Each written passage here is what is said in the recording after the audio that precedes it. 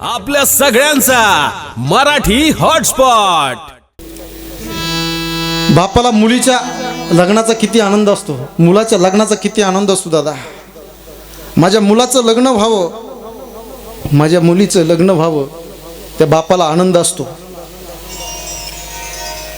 लोकांकडनं व्याजानं कष्टानं तो बाप पैसे काढत असतो। माझ्या तायडीचं लग्न आहे, त्या बापाला आनंद असतो। आणि तो बाप, कष्ट करणारा बाप, ज्या वेळेस म्हातारा होतो ना, म्हातारा, त्यावेळेस त्या बापाला चालता येत नाही मंडळींनो। पण ज्यावेळेस मुलगी घरी येते ना, 8वा लग्नाचा प्रसंग मुलींनो, तो लग्नाचा दिवस आहे। पाहुणे मंडळी येतात, राब राब तो बाप कष्ट करतो मुलीच्या लग्नाकरता। लोकांकडनं उष्णे व्याजाने पैसे घेतो, माझ्या ताईडीचं लग्न करायचंय मला। आपण लहान होतो ना, लहान बापाकडे हट्ट धरतो, बाबा मला कंपास पाहिजे, बाबा प्रज्ञाशोधची परीक्षा आहे, बाबा मला पुस्तक पाहिजे, बाबा मला पैसे पाहिजे। एक वेळेस महाराज देव प्रसन्न झाला ना, देव द्यायला उशीर करील, पण बाप नावाचा देव असा आहे ना, लगेच तुम्हाला देईल बघा। ज्या वेळेस मुलगी नांदायला जाते ना दादा, नांदायला, एका डोळ्यामध्ये त्या बापाच्या पाणी येतं आणि एका डोळ्यामध्ये त्या बापाचा आनंद असतो। माझी लेक नांदायला चालली, माझी लेक नांदायला चालली, एवढं बाप ते तुमच्याकरता करत असतो मुलींना।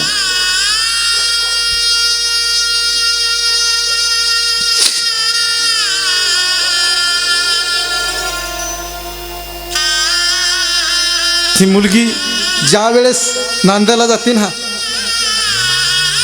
सूर्यदेव मावळण्याचा प्रसंग आहे। ती मुलगी प्रत्येकाच्या गळ्यामध्ये जाऊन मिठी मारते, आई येते, आई बाबा बाबा बाबा मी येते, बाबा आत्या येते, हो आत्या मी, काकू येते मी, काकू, प्रत्येकाला मिठी मारते। पण ज्या वेळेस ती मुलगी बापाकडे जाते ना, बापाकडं, त्यावेळेस ती मुलगी ढसा ढसा रडू लागली, धावत धावत जाते, बाबा येते, बाबा। तो बाप सुद्धा रडतो। आयुष्यात बाप दोनदा रडतो मुलांना, दोनदा। ज्यावेळेस स्वतःचा पोटचा गोळा वायली निघतो, त्यावेळेस तो बाप रडतो। आणि स्वतःची मुलगी ज्या वेळेस नांदायला जाते ना, त्यावेळेस तो बाप ढसा ढसा रडतो। बापाच्या हातातल्या चाब्या, बापाच्या हातातली सत्ता ज्यावेळेस मुलाच्या हातामध्ये जाते ना, त्यावेळेस तो बाप 50 रुपये कोणाकडून घेतले की तसेच खिशामध्ये ठेवणार। 100 रुपये जर कोणी दिले की तो बाप तसंच खिशामध्ये ठेवणार। का? माझी तायडी येणार आहे। माझ्या तायडीच्या दिवाळीत बापाला बाळ्याने कोणती साडी घेतली तर पसंत येत नाही, तो बाप म्हणतो असून दे तायडी, ती साडी मी घेतो दुसरी साडी। किती माथारा बाप वासून द्या, किती माथारा बाप मंडळींनो, मळालेले कपडे त्या बापाचे, पण मुलीचे पिशव्या अशा हातामध्ये घेतो आणि बस स्टँडला जातो। तेवढ्यात राजा हो थांबत नाही ना, तो बाप आहे ना दादा हो। त्याच वेळेस नुसतं निघून येत नाही तो स्टँडवरनं, मुलीला जागा त्या ठिकाणी पकडून देतो, सीटावर बॅग ठेवून देतो आणि निघून जातो। इथला प्रसंग खूप अवघड आहे त्या बापाच्या जीवनातला। तो बाप ज्या वेळेस पायरी उतरतो ना शेवटच्या वेळेस, त्यावेळेस एसटीतले सगळे माणसं रडतात। त्यात नवल नव्हे तर गाडी चालवणारा ड्रायव्हर सुद्धा ढासा ढासा रडतोय, कारण तो पण कोणत्या तरी मुलीचा बापच आहे। ज्या वेळेस पायरी उतरत असताना बापाने असं फिरून पाहिल्यानंतर ती मुलगी रडते, बाबा ढासा ढासा ती मुलगी रडू लागते आणि बापाच्या गळ्यामध्ये मिठी टाकून ती मुलगी रडते दादा हो। एवढं बापाचं आणि मुलीचं प्रेम असतं। म्हणून जीवनामध्ये त्या बापाला कधी दुखू नका मुलांनो, आपल्या आईवडिलाला कधी जीवनामध्ये मारू नका। फक्त त्यांनी आपल्याला लहानचं मोठं केलं, त्यांचे उपकार जीवनामध्ये कधी विसरू नका। विठ्ठल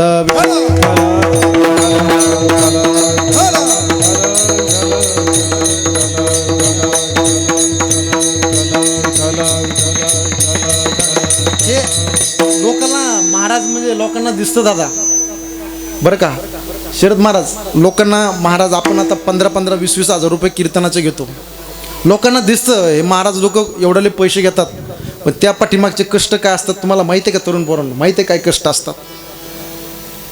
अशा शिळ्या भाकरी खावा लागतात। वास येत असणाऱ्या भाकऱ्या अशा खावा लागतात रात्री उठून. कच्चे पोहे खाऊन मी शिकलोय दादा.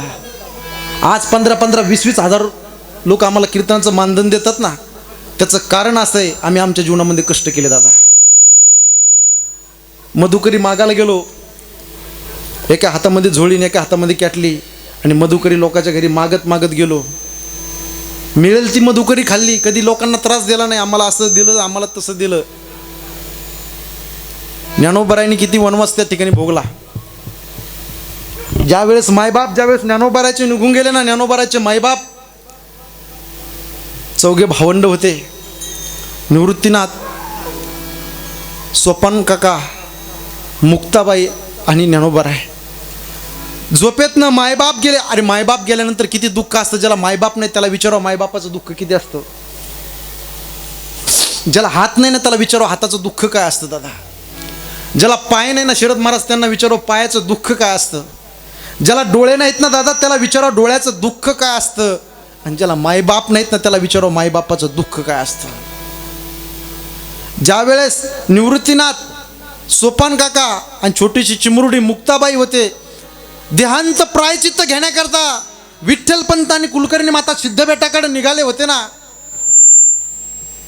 लहानपणी मुलाचे आईबाप मरू नयेत आणि तरुणपणी मुलीचा नवरा वारू नये, यापेक्षा दुःख जीवनामध्ये कोणतंच नसतं दादा.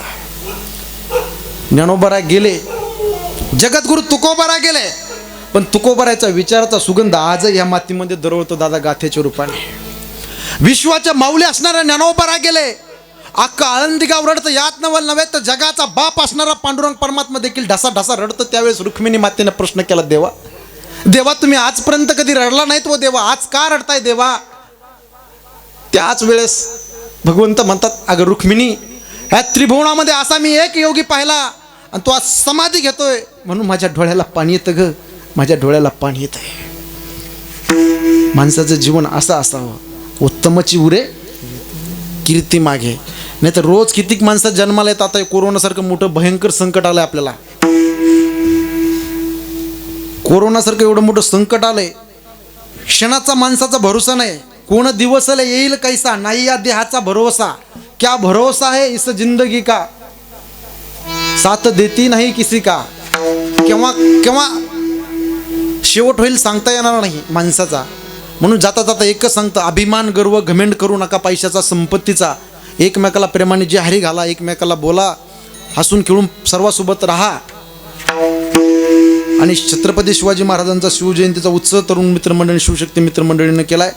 सर्वांना मनापासून पुनश्च एकदा धन्यवाद देतो. आपल्या सगळ्यांचा मराठी हॉटस्पॉट.